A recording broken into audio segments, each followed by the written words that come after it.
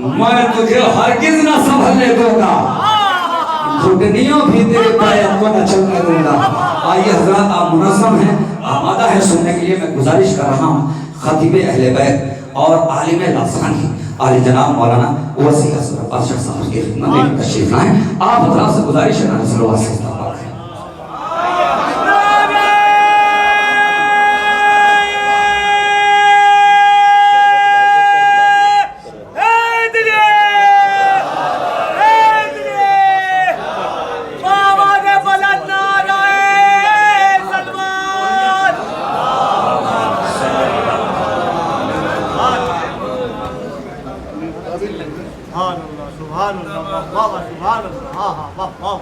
اعوذ باللہ من کل رجیم و عصیم، بسم اللہ الرحمن الرحیم۔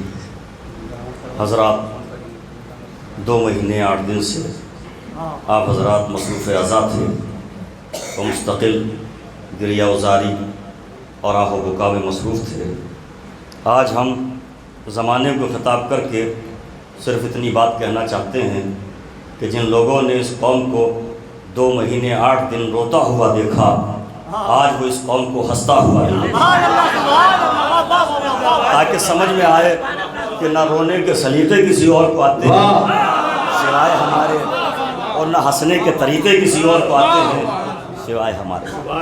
دیکھیے حضرات، میرا ان حضرات سے یہ وعدہ تھا کہ میں محفل میں شرکت کروں گا ایک میزبان کی حیثیت سے۔ البتہ ان کا اصرار ہے کہ 2 منٹ میں آپ کی خدمت میں حاضر ہو جاؤں۔ طبیعت بہت ناساز ہے مگر عقیدہ ساز نہیں۔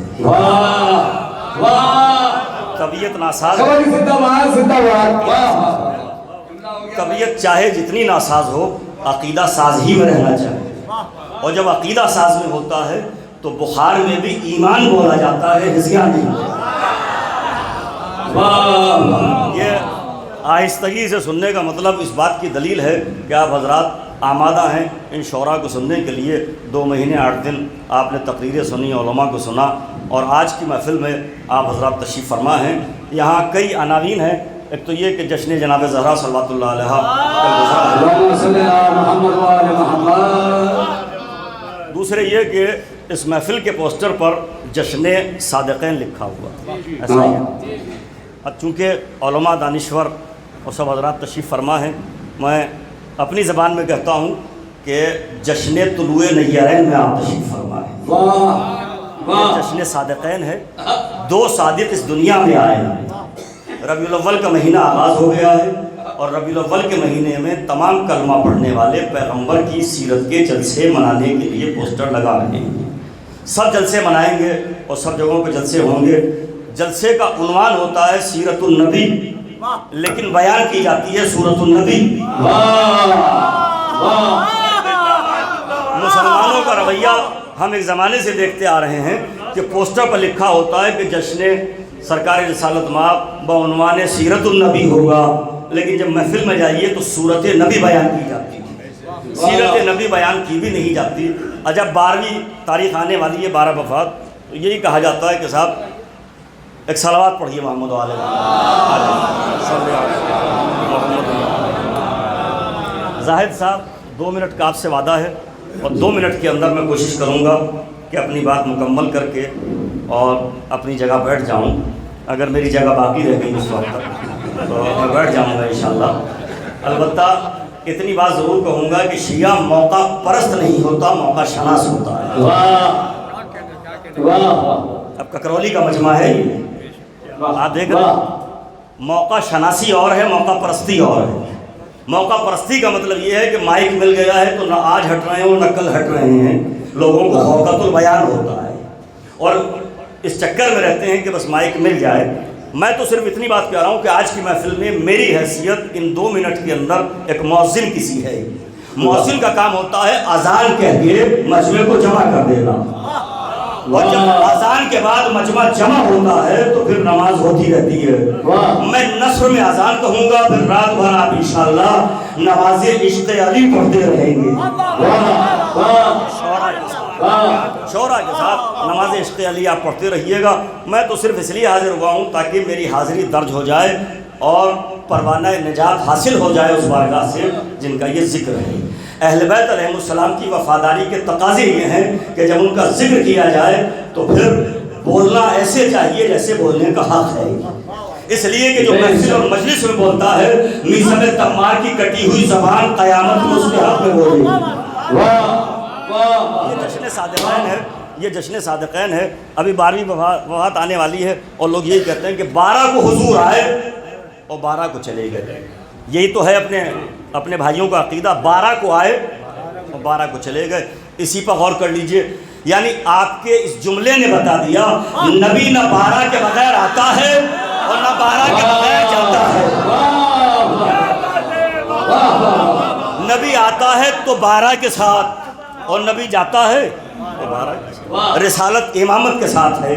اور آپ اس جملے پر اگر پرواز کرنا چاہیں، ابھی 28ویں سفر گزری ہے، 28ویں سفر میں جہاں پیغمبر کی شہادت آپ نے منائی ہے وہی مولا حسن کی شہادت منائی ہے، یعنی پیغمبر جا رہے ہیں تو مولا حسن بھی جا رہے ہیں، نبی جا رہے ہیں، امام بھی جا رہے ہیں۔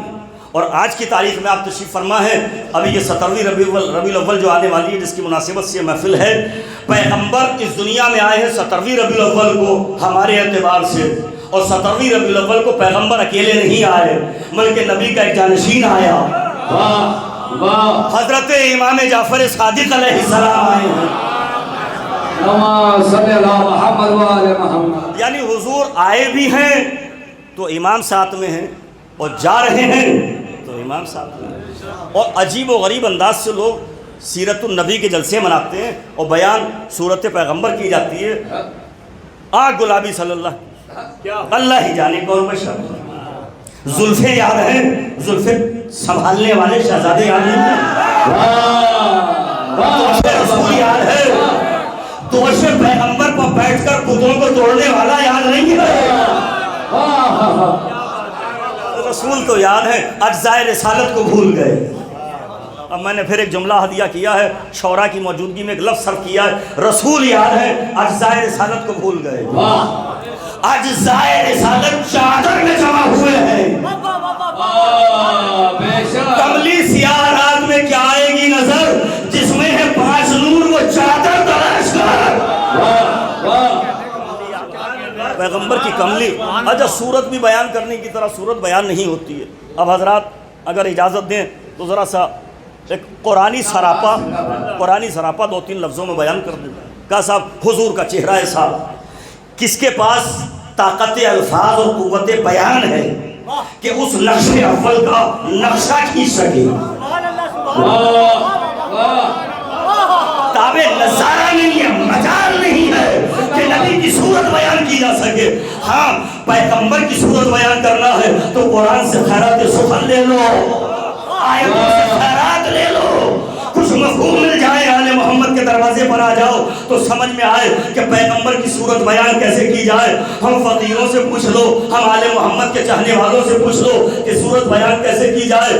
آؤ ہم بتاتے ہیں کہ اس نقش اول کا چہرہ کیا تھا، وہ جو نور اول ہے، وہ جو ہادی اکبر ہے، وہ جو خلق اول ہے، وہ جو خلق اول ہے، وہ جو سرمایہ تہذیب انسانی ہے، وہ جو غرور عمرانی ہے، وہ رسول جو ماخذ ممکنات ہے، مصدر حسنات ہے، سید المرسلین ہے، خاتم النبیین ہے، جان کائنات ہے، اس نبی کو اللہ نے بنایا اور اتنا کامل و اکمل و مکمل بنایا کہ جس رخ سے دیکھا محمد نظر آیا، جس کیفیت سے دیکھا محمد نظر آیا، جس حیثیت سے دیکھا محمد نظر آیا۔